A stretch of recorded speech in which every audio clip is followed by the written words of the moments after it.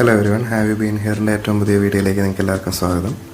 ഒരു വ്യാഴാഴ്ച ഞാൻ എൻ്റെ ജോലിയൊക്കെ കഴിഞ്ഞിരുന്നപ്പോഴത്തേക്ക് എനിക്ക് പെട്ടെന്ന് തഞ്ചാവൂർ പോകാനായിട്ടൊരു മോഹോദിച്ചു. അങ്ങനെ ഞാൻ എറണാകുളം സൗത്ത് റെയിൽവേ സ്റ്റേഷനിൽ എൻ്റെ ബുള്ളറ്റ് കൊണ്ടുവന്ന് വെച്ചിട്ട് ഒരു ജനറൽ കമ്പാർട്ട്മെൻറ്റ് ടിക്കറ്റ് 165 രൂപയ്ക്ക് ഒരു ജനറൽ കമ്പാർട്ട്മെൻറ്റ് ടിക്കറ്റ് എടുത്ത് ട്രെയിനിൽ കയറി താഴേക്ക് നോക്കിയപ്പോഴത്തേക്കും ദേ കിടക്കുന്ന ഒരാൾ. ഇത് ശരിക്കും വെള്ളം അടിച്ചിട്ടൊരു പുള്ളി വന്നിട്ട് ഈ ട്രെയിനിൻ്റെ ബർത്തിനടിയിൽ കയറി കിടക്കുവാണ്. ടി വന്ന് പുള്ളീനെ എണീപ്പിച്ച് വിട്ടിട്ടുണ്ട്. പുള്ളിക്ക് ശരിക്കും ടിക്കറ്റൊന്നും ഉണ്ടായിരുന്നില്ല, പക്ഷേ പുള്ളിയുടെ കുറച്ച് പൈസ കളഞ്ഞു എന്ന് പറയുന്നുണ്ടായി. 10:25 എറണാകുളത്ത് നിന്ന് കാരക്കലേക്ക് പുറപ്പെടുന്ന എറണാകുളം കാരക്കൽ എക്സ്പ്രസ്സാണത്. പക്ഷേ ഇച്ചിരി ലേറ്റായിട്ടാണ് അത് പുറപ്പെട്ടതെന്ന്. ഞാൻ കയറി, സീറ്റ് ഉണ്ടായിരുന്നു, പക്ഷേ ജനറൽ കമ്പാർട്ട്മെൻറ്റിലെ യാത്ര കുറച്ച് ബുദ്ധിമുട്ടാണ്, നമുക്ക് ഇരുന്ന് മാത്രമേ പോകാൻ പറ്റുള്ളൂ. ഞാനൊരു സിനിമയെ കണ്ട് മെല്ലെ ഒന്ന് ഉറങ്ങി വന്നപ്പോഴത്തേക്ക് നേരം കൊടുത്തു. നല്ല കോടമഞ്ഞായിരുന്നു തഞ്ചാവൂർ എത്താറായപ്പോഴത്തേക്കും രാവിലെ. ട്രെയിൻ കുറച്ച് ലേറ്റായിരുന്നു, പക്ഷേ നല്ല ഭംഗിയുള്ള കാഴ്ചകളായിരുന്നു പുറത്തൊക്കെ. ആളുകൾക്ക് സീറ്റില്ലാഞ്ഞിട്ട് ബർത്തിൻ്റെയും നമ്മൾ ലഗേജ് വെക്കുന്നതിൻ്റെയൊക്കെ മുകളിലായിരുന്നു കിടന്നുറങ്ങിക്കൊണ്ടിരുന്നത്. തഞ്ചാവൂരിന് കേരളത്തിൽ നിന്ന് ഡയറക്റ്റായിട്ട് പുറപ്പെടുന്ന ഏക ട്രെയിനാണ് ശരിക്കും അത്. അല്ലെങ്കിൽ നമുക്ക് ഈ കാണുന്ന ട്രിച്ചി തിരുച്ചിറപ്പള്ളി ജംഗ്ഷനിൽ വന്നു കഴിഞ്ഞാൽ ഇവിടെ നിന്ന് നമുക്ക് അങ്ങോട്ട് പോകാൻ പറ്റും. ഈ ട്രിച്ചി സ്റ്റേഷനിൽ നിന്ന് നമ്മുടെ എൻജിൻ, ബാക്കിലുള്ള എൻജിൻ ഫ്രണ്ടിൽ കൊണ്ടുവന്ന് ഘടിപ്പിച്ചിട്ട് തിരിച്ച് വന്ന റൂട്ട് വേറൊരു റൂട്ടിലേക്ക് കയറിയിട്ടാണ് ഈ ട്രെയിൻ ശരിക്കും സഞ്ചരിക്കുന്നത്.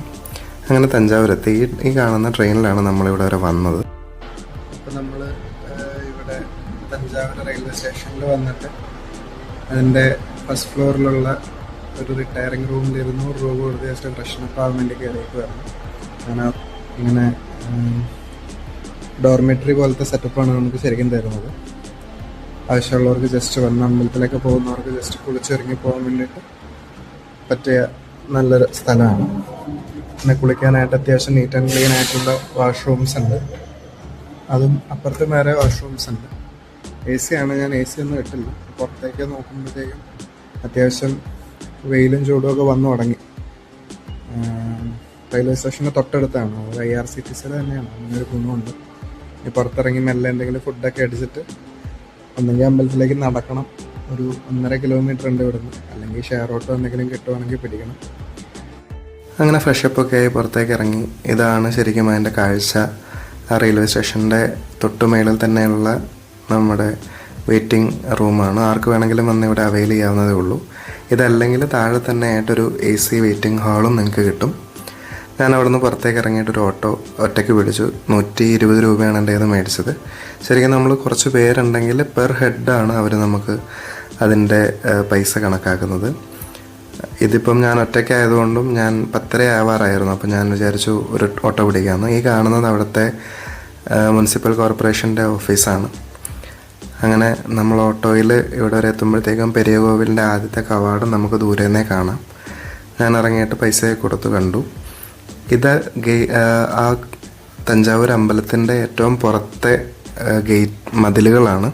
ശരിക്കും ഒരു കോട്ട പോലെയാണത് പണിതിരിക്കുന്നത്. ഏറ്റവും പുറത്തെ കോട്ട മറാഠകളും ഉള്ളിലെ കോട്ട പഴയ ചോളന്മാരും പണിതാണ്. ഈ പുറത്തെ ഗേറ്റ്, ഏറ്റവും മുന്നിലത്തെ ഗേറ്റ്, ഇത് മറാഠകൾ പണിതാണ്. ഇത് കണ്ടാൽ തന്നെ നമുക്ക് മനസ്സിലാവും ഇതൊരു ചോള അല്ലെങ്കിൽ തമിഴ് കൾച്ചറിലല്ല ഇത് ഉണ്ടാക്കിയേക്കുന്നത്. ഇത് കുറച്ചുകൂടി നോർത്ത് വെസ്റ്റേൺ കൾച്ചറിലാണ് ഇതിൻ്റെ നിർമ്മാണം. ഞാൻ മെല്ലെ ഉള്ളിലേക്ക് നടന്നു. അത്യാവശ്യം നല്ല തിരക്കുണ്ട്. ഞാൻ വന്നപ്പോൾ ഓട്ടോക്കാരൻ ചേട്ടൻ ഓൾറെഡി എന്നോട് പറഞ്ഞായിരുന്നു ഇവിടെ വ്യാഴം വെള്ളി ദിവസങ്ങളിലാണ് തിരക്ക് കൂടുക. പിന്നെ ഞാൻ ഇപ്പോൾ ദീപാവലി വെക്കേഷനാണ് വന്നത്. ദീപാവലി വെക്കേഷൻ തുടങ്ങുന്നേ ഉണ്ടായിരുന്നുള്ളൂ. അതുകൊണ്ട് തന്നെ ദീപാവലി സമയത്ത് ഇവിടെ വൈകുന്നേരങ്ങളിലാണ് നല്ല ഭംഗി കാണാൻ. എന്നോട് പുള്ളി എടുത്ത് ചോദിക്കുകയും ചെയ്തു, എന്തുകൊണ്ടാണ് നിങ്ങൾ ദീപാവലിക്ക് വന്നിട്ട് വൈകുന്നേരം വരാത്തത്, രാവിലെ വരുന്നതെന്ന്. കാണാൻ നല്ല ഭംഗിയാണ്. ഇത് 2ാമത്തെ ഗേറ്റാണ്. ആദ്യത്തെ ഗേറ്റ് കടന്ന് വരുമ്പോഴത്തേക്കും 2ാമത്തെ ഗേറ്റിൽ നമുക്ക് 2 വലിയ ദ്വാരപാലകരെയും കുറേ അധികം കൊത്തുപണികളും കാണാം. ആ ഗേറ്റ് നമ്മൾ കടന്ന് വരുമ്പോഴത്തേക്കും അവിടെ ഒരു ബോർഡ് വെച്ചിട്ടുണ്ട്. നമ്മൾ ചെരുപ്പ് ഊരിയിട്ടിട്ട് വേണം അകത്തേക്ക് പോകാനായിട്ട്. ചെരുപ്പോ ബാഗോ എന്തെങ്കിലും ഉണ്ടെങ്കിൽ നമ്മൾ അവിടെ ഒരു ക്ലോക്ക് റൂമുണ്ട്. ആ ക്ലോക്ക് റൂമിൽ നമുക്ക് ഏൽപ്പിച്ചിട്ട് ചെറിയ പൈസയേ ഉള്ളൂ. 5 രൂപ ചെരുപ്പിനും, ഒരു ചെരുപ്പിന് 5 രൂപയും, നമ്മുടെ ബാഗിന് 20 രൂപയാണ് ആവുക. ഇതാണ് അതിൻ്റെ ടിക്കറ്റ്. ചെരുപ്പ് നമുക്ക് ഓരോരു സഞ്ചി തരും. അത് നമ്മൾ ഏതെങ്കിലും കുളത്തിൽ കൊണ്ടുപോയിട്ടിട്ട് അതിൻ്റെ നമ്പർ പറഞ്ഞു കൊടുത്താൽ മതി. അങ്ങനെ ഞാൻ ഉള്ളിലേക്ക് വന്നു. ആ നേരെ കാണുന്നതാണ് പെരിയ കോവിൽ. എൻ്റെ മുന്നിൽ കാണുന്ന നന്ദിയുടെ വിഗ്രഹമാണ്. അപ്പോൾ ഈ ബൃഹദീശ്വര ക്ഷേത്രം, തഞ്ചൈ പെരിയ കോവിൽ, പെരുവടയാർ കോവിൽ എന്നൊക്കെ അറിയപ്പെടുന്ന ഈ അമ്പലം 1003-നും 1010-നും ഇടയിൽ രാജരാജ ചോഴൻ ഒന്നാമൻ, പൊന്നിയിൻ സെൽവൻ എന്നറിയപ്പെടുന്ന രാജരാജ ചോഴൻ ഒന്നാമൻ ഇവിടെ പണി കഴിപ്പിച്ചതാണ്. ചോളന്മാർ പൊതുവെ ശിവഭക്തരായിരുന്നതുകൊണ്ട് ഇന്ത്യയിലെ തന്നെ ഏറ്റവും വലിയ ഒറ്റക്കല്ലിൽ തീർത്ത ശിവലിംഗമാണ് ഇവിടെ പ്രതിഷ്ഠയായിട്ടുള്ളത്.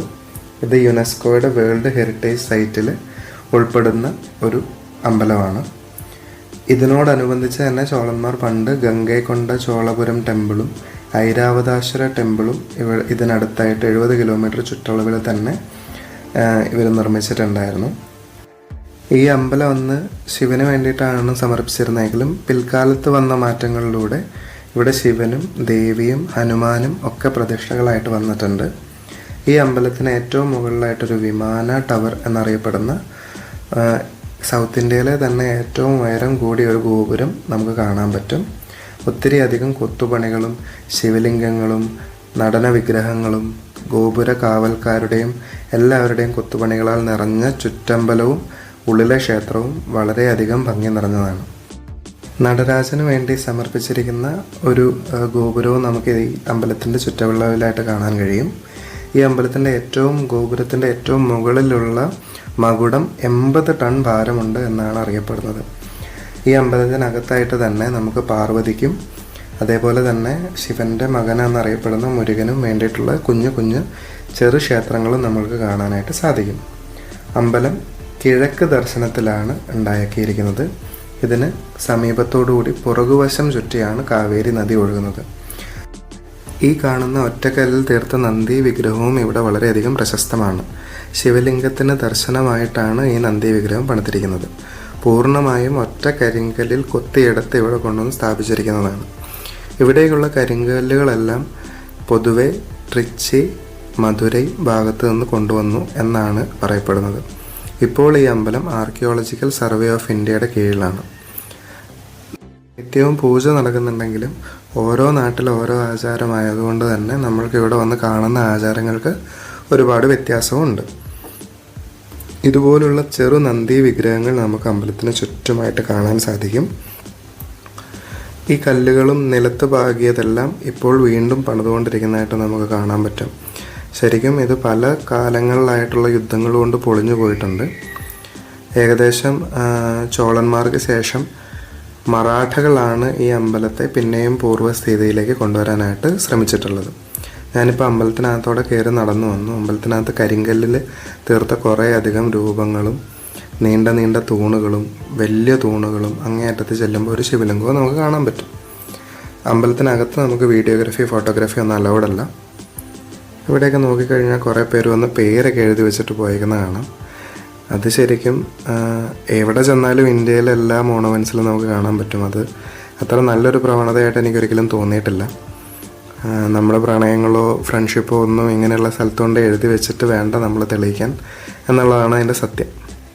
ഞാൻ കൂടുതലും പുല്ലിക്കൂടിയാണ് നടന്നത്. കാരണം നല്ല ചൂടുണ്ടായിരുന്നു. തറയിൽ ചില സ്ഥലത്തെ നമുക്ക് നടക്കാനൊരു സുഖമുള്ളൂ. ഉച്ചയായതുകൊണ്ടും വെയിലായതുകൊണ്ടും നമ്മൾ നടക്കുമ്പോഴത്തേക്കും കാലിനടിവകം പൊള്ളുന്നുണ്ടായി. ഇതേപോലെ തന്നെ ഈ കാണുന്ന ചെറിയ അമ്പലങ്ങൾ പോലെ തന്നെ ഈ അമ്പലത്തിൻ്റെ പല ഭാഗങ്ങളിലായിട്ട് തമിഴിൻ്റെയും പൂർവികർ എന്നറിയപ്പെടുന്ന കരിന്തമിഴിൽ ആ ലിപിയിൽ നമുക്ക് കുറേ അധികം എഴുത്തുകൾ കാണാൻ പറ്റും. പിന്നെ എനിക്ക് പറയാനുള്ളൊരു കാര്യം, ഞാൻ അവിടെ അമ്പലത്തിനകത്ത് തൊഴാനായിട്ട് കയറിയപ്പോഴത്തേക്കും അവിടെ കുറച്ച് പേർക്ക് കുറച്ച് VIP ട്രീറ്റ്മെൻറ്റ് കിട്ടുന്നതായിട്ട് കണ്ടു. അതായത് കുറച്ച് പേർക്ക് ആ ശിവലിംഗത്തിനടുത്തേക്ക് പോയിട്ട് തൊട്ടടുത്ത് നിന്ന് പ്രാർത്ഥിക്കാനുള്ളൊരു അവസരം കിട്ടുന്നുണ്ടോ, അതെന്തുകൊണ്ടാണെന്ന് എനിക്കറിയില്ല. ഇതാണ് ഞാൻ നേരത്തെ പറഞ്ഞ നടരാജ അമ്പലം. ഇവിടെ കുറേ പേരിരുന്ന് പാട്ട് പാടുന്നുണ്ട്. ശരിക്കും ഇവരവിടെ ഇരുന്ന് എന്തോ പ്രാർത്ഥന പോലെ പാട്ട് പാടുകയാണ്. ഞാൻ മെല്ലെ പുറത്തേക്ക് ഇറങ്ങി. നമ്മൾ ലൈഫിൽ ഒരു വട്ടമെങ്കിലും നമ്മുടെ ഇത്ര അടുത്തുള്ള കണ്ടിരിക്കേണ്ട ഒരു സ്ഥലമാണ്. ഇനി ഞാൻ ഇവിടെ നിന്നൊരു ഒരു 1.25 കിലോമീറ്റർ ദൂരമുള്ള മറാഠ പാലസിലേക്ക് നടന്നു പോകാമെന്നാണ് തീരുമാനിക്കുന്നത്. തിരക്കൊന്നും ഇല്ലാത്തതുകൊണ്ട് തന്നെ നടക്കാമെന്ന് തീരുമാനിച്ചു. ഈ കാണുന്നത് ഇവിടുത്തെ ഒരു വലിയ ലൈബ്രറിയാണ്. കടവുളെ നമ്മുടെ വഴി മുടക്കിന്റെ ഗോമാതാക്കൾ നിൽക്കുന്നു. ഗോമാതാക്കളിൽ ഒരാൾ ഇച്ചിരി പെശകായിട്ടാണ് നിൽക്കുന്നത്. ഇതിലെ ചാടി പോകേണ്ട അവസ്ഥയാണോ എന്നൊരു ഡൗട്ട്. അപ്പം അതാ ഞാൻ എങ്ങനെയെങ്കിലും ഒന്ന് പൊക്കോട്ടെ. ഡോണ്ട്.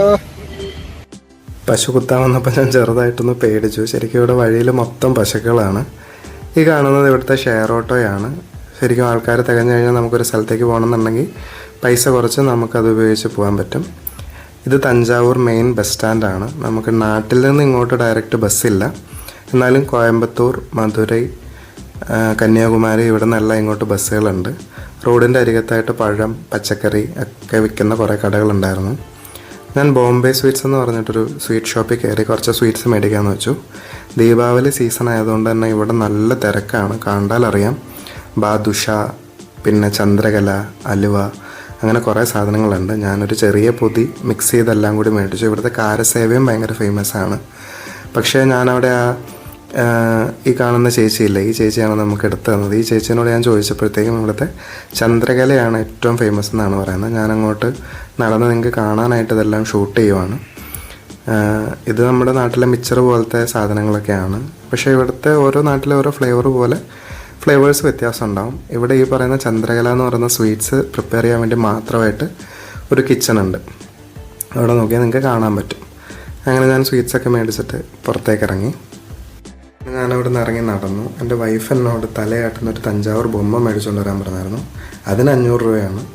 മൊത്തം ട്രിപ്പിൻ്റെ വെച്ചിട്ട് 600 രൂപ ആയതുകൊണ്ട് ഞാൻ വീട്ടിൽ നിന്ന് തലയാട്ടി കാണിക്കാമെന്ന് പറഞ്ഞു. അങ്ങനെ ഞാൻ വന്നൊരു 50 രൂപയുടെ ടിക്കറ്റ് എടുത്തിട്ട് ഞാൻ തഞ്ചാവൂർ പാലസിനകത്തേക്ക് കയറി. ഇത് മറാഠകൾ ഇവിടെ വന്ന് 1799 ശേഷം തഞ്ചാവൂർ മറാഠാസ് എന്നറിയപ്പെടുന്ന രാജ്യം ഇവിടെ ഭരിച്ചപ്പം പണി കഴിപ്പിച്ച ഒരു പാലസാണിത്. ശരിക്കും അവർ 1732 തൊട്ടേ തഞ്ചാവൂരിലുണ്ടായിരുന്നെങ്കിലും 1799 ഈ പാലസിൻ്റെ പണി കഴിയുന്നത്.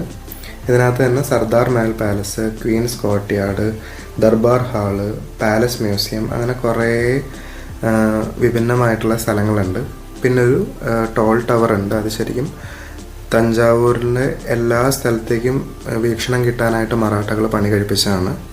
ഒരുപാടധികം വെങ്കല വിഗ്രഹങ്ങളും കൊത്തുപണികളും കളർ ചെയ്തേക്കുന്ന ഗോപുരങ്ങളും ഒക്കെ ഇവർ ഇതിനെ മോടി കൂട്ടാനായിട്ട് ചെയ്തിട്ടുണ്ട്. അതേപോലെ തന്നെ മറാഠകൾ ഇവിടെ വന്ന് ചോളന്മാരുടെ സംസ്കാരം നശിപ്പിക്കാതെ തന്നെ അത് കാത്തു പരിപാലിക്കാനായിട്ട് ശ്രമിച്ചിട്ടുണ്ട്. ഇതാണ് ഞാൻ മുൻപ് പറഞ്ഞ ആ ബെൽ ടവർ. ഇത് ശരിക്കും ഒരു വാച്ച് ടവർ കൂടിയാണ്. ഇതിന് ഏറ്റവും മുകളിൽ നിന്ന് നോക്കിക്കഴിഞ്ഞാൽ ചുറ്റുമുള്ള എല്ലാം കാണാൻ പറ്റും. അങ്ങനെ ഒരു കഴിവുണ്ട് ഇതിന്. അപ്പോൾ പണ്ട് ഭടന്മാർ ഇതിൻ്റെ പുറത്ത് എന്നും കാവൽ നിൽക്കാറുണ്ടായി. ഈ കാണുന്നത് ദർബാർ ഹാളാണ്. ഇപ്പോൾ അത് കുറച്ച് അടച്ചിട്ടിരിക്കുകയാണ്. അങ്ങനെ നമ്മൾ നടന്ന് സരസ്വതി മഹൽ എന്ന് പറയുന്ന ലൈബ്രറിയിലെത്തി. ഏഷ്യയിലെ തന്നെ ഏറ്റവും പഴയ ലൈബ്രറികളിലൊന്നാണ്. ഇവിടെ തന്നെ ഒരു ഓഡിയോ വിഷ്വൽ ലൈബ്രറി ഉണ്ടെങ്കിലും ഞാനത് കയറി കണ്ടു. എനിക്ക് അത്ര വലിയ ഒരു സംഭവമായിട്ട് തഞ്ചാവൂർ പാലസ് തോന്നിയിട്ടില്ല. പിന്നെ ഇവിടെ നമുക്ക് കാണാനുള്ളത് വീണ ഉണ്ടാക്കുന്ന സ്ഥലം, അതേപോലെ തന്നെ ചെറിയ ചെറിയ അമ്പലങ്ങൾ, സ്ട്രീറ്റ് ഷോപ്പിംഗ്. ഇപ്പോൾ ദീപാവലി ആയതുകൊണ്ട് തന്നെ പടക്കങ്ങളുടെ വലിയ വമ്പിച്ച കവനീയ ശേഖരമാണ് എല്ലായിടത്തും ഉള്ളത്. അതും കിലോ കണക്കിന് തൂക്കിയാണ് കൊടുക്കുന്നത്. ഇതിപ്പോൾ നിങ്ങൾ നോക്കിയാലറിയാം, എല്ലാവരും ദീപാവലി വെക്കേഷന് വേണ്ടിയിട്ട് ഷോപ്പിങ്ങിന് ഇറങ്ങിയേക്കുവാണ്. നമ്മുടെ നാട്ടിലെ ഓണം പോലെ തന്നെ ഇവിടെ വലിയൊരു ആഘോഷമാണ് ദീപാവലി. ആൾക്കാരെല്ലാം തിരക്കിലാണ്. ഇത് ഞാൻ വഴിയരെ കണ്ടതാണ്. ഒരാൾ ഭിക്ഷ യാചിക്കാൻ വേണ്ടിയിട്ട് ഇങ്ങനെ കോലം കെട്ടി നടക്കുവാണ്. നോക്കിയപ്പോൾ ഒരാളല്ല, കുറേ അധികം പേരുണ്ട്. ഞാൻ ഇത്രയും നേരമായിട്ട് ഒന്നും കഴിച്ചിട്ടുണ്ടായില്ല. അതുകൊണ്ട് തന്നെ അടുത്ത് കണ്ടൊരു ആര്യാസിൽ കയറിയിട്ട് ഞാൻ അവിടുത്തെ തഞ്ചാവൂർ സ്പെഷ്യൽ താലി വെജ് മീൽ പറഞ്ഞു. ഭയങ്കര ലാവിഷ് പരിപാടിയാണത്. 280 രൂപയാണ് എനിക്കിതിന് ചിലവായത്. പക്ഷേ ഇതിനകത്ത് കണ്ടോ, കോൺ സൂപ്പ്, നല്ല തൈര്, ആദ്യം നമുക്ക് നാനുണ്ട്, പിന്നെ തഞ്ചാവൂർ തന്നെ കൃഷി ചെയ്തുണ്ടാക്കിയ പൊന്നിയരി കൊണ്ടുവന്ന് വിളമ്പിത്തരും. കുറേ അധികം സാധനങ്ങളുണ്ട്. ഇതിൽ കുറേ ഒന്നിൻ്റെ കറികളുടെ ഒന്നും പേര് പോലും എനിക്കറിയില്ലായിരുന്നു. അവിടുത്തെ ചേട്ടൻ വന്നിട്ട് എനിക്ക് പറഞ്ഞു തരുവാണ് ചെയ്തത്. ഞാൻ നാൻ തിന്ന് ഫിനിഷ് ചെയ്തപ്പോഴത്തേക്ക് ഒരു ചോറ് കൊണ്ടുവന്നിട്ടു. അതിൻ്റെ മണ്ടയിൽ ഗൺ പൗഡർ എന്ന് പറഞ്ഞിട്ടൊരു പൊടി ഇട്ടിട്ട് കുറച്ച് നെയ്യ് ഒഴിച്ച് തന്നു. നല്ല ശുദ്ധമായ നെയ്യായിരുന്നു. ഞാൻ അതും അവിടുത്തെ അപ്പളവും കൂട്ടി കുഴച്ച് കഴിച്ചതിൻ്റെ ഒരു രുചി എനിക്ക് പറയാൻ പറ്റില്ല. ഞാൻ കഴിച്ച് പുറത്തേക്ക് ഇറങ്ങിയപ്പോഴത്തേക്കും നല്ല കിണ്ണം കാച്ചിയ മഴയായിരുന്നു. അന്ന് എന്തുകൊണ്ടാണെന്ന് അറിയത്തില്ല, തിരിച്ചെത്താറായപ്പോഴത്തേക്കാണ് ഭാഗ്യത്തിന് മഴ പെയ്തത്. ഞാൻ നടന്ന് തന്നെയാണ് തിരിച്ച് റെയിൽവേ സ്റ്റേഷനിലേക്ക് വന്നത്. ഈ കാണുന്നതാണ് തഞ്ചാവൂർ റെയിൽവേ സ്റ്റേഷൻ. കുറച്ച് നേരത്തെ വന്നിട്ടുണ്ടായി. ഞാൻ തിരിച്ച് ഡയറക്റ്റ് ട്രെയിനിനല്ല, നാട്ടിലേക്ക് പോകാനായിട്ട് ഞാൻ കോയമ്പത്തൂർ വരെ ഒരു ട്രെയിനും അത് കഴിഞ്ഞിട്ട് കോയമ്പത്തൂരിൽ നിന്ന് രാത്രി വേറൊരു ട്രെയിനും എടുത്തിട്ട് പോകാമെന്നാണ് വിചാരിച്ചിരിക്കുന്നത്. കോയമ്പത്തൂർ വരെ ഞാൻ ജനശതാബ്ദിക്കാണ് ടിക്കറ്റ് ബുക്ക് ചെയ്തിരിക്കുന്നത്. ഇവിടെ നിന്ന് 160 രൂപയാണ് ജനശതാബ്ദിക്ക് എനിക്ക് നാട്ടിലേക്ക് ട്രെയിൻ ടിക്കറ്റ് ചാർജ് ആയിട്ടുള്ളത്. തഞ്ചാവൂർ റെയിൽവേ സ്റ്റേഷൻ ശരിക്കും പണ്ട് ബ്രിട്ടീഷുകാരുണ്ടാക്കിയതാണ്. എൻ്റെ ട്രെയിൻ വന്നു. ബ്രിട്ടീഷുകാരുടെ കാലം തൊട്ടേ ഉള്ള റെയിൽവേ സ്റ്റേഷനിലാണ് ഞാൻ ഇത്ര നേരം ഇരുന്നത്. ഇത് ഞാൻ തിരിച്ചു വരുന്ന വഴി കണ്ടൊരു കാഴ്ചയാണ്. എനിക്കിത് കാണിക്കണമെന്ന് തോന്നി. 3 കുട്ടികൾ അവിടെ റെയിൽവേ സ്റ്റേഷനടുത്ത്, ട്രിച്ചി റെയിൽവേ സ്റ്റേഷനടുത്ത് നിന്ന് അവർ കളിക്കുകയാണ്. എനിക്കത് കണ്ടപ്പോൾ ഭയങ്കര സന്തോഷം തോന്നി. അവർ 3 പേരും യങ് ആയിട്ടുണ്ട്, പക്ഷേ എന്നിരുന്നാലും. അങ്ങനെ ഞാൻ കോയമ്പത്തൂരെത്തിയപ്പോഴാണ് ഒരു സന്തോഷ വാർത്ത എനിക്ക് അറിഞ്ഞത്. എൻ്റെ ട്രെയിൻ ടിക്കറ്റ് ഞാൻ സ്ലീപ്പർ എടുത്തത് ഓട്ടോ അപ്ഗ്രേഡ് ആയിട്ട് 3rd AC ആയിട്ടുണ്ട്. അങ്ങനെ എനിക്ക് പോകാനുള്ള ചെന്നൈയിൽ നിന്ന് തിരുവനന്തപുരം വരെ പോകുന്ന എക്സ്പ്രസ് വന്നു. 3rd AC ആയ സന്തോഷത്തിൽ ഞാൻ ഇരിക്കുമായിരുന്നെങ്കിലും എനിക്കതിന് ശേഷം വലിയൊരു പണി വരാൻ കിടക്കുന്നുണ്ടായി. അത് ഞാൻ അടുത്ത വീഡിയോയിൽ പറയാം. തൽക്കാലത്തേക്ക് ഈ വീഡിയോ നിർത്തുന്നു.